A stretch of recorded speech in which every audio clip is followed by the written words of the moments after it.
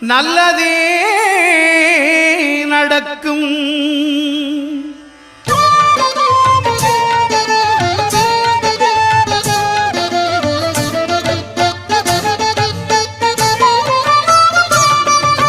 9 கோளும் ஒன்றாய் காண அங்கு கற்பகம் என்னும் கடவுளின் மெய்யில்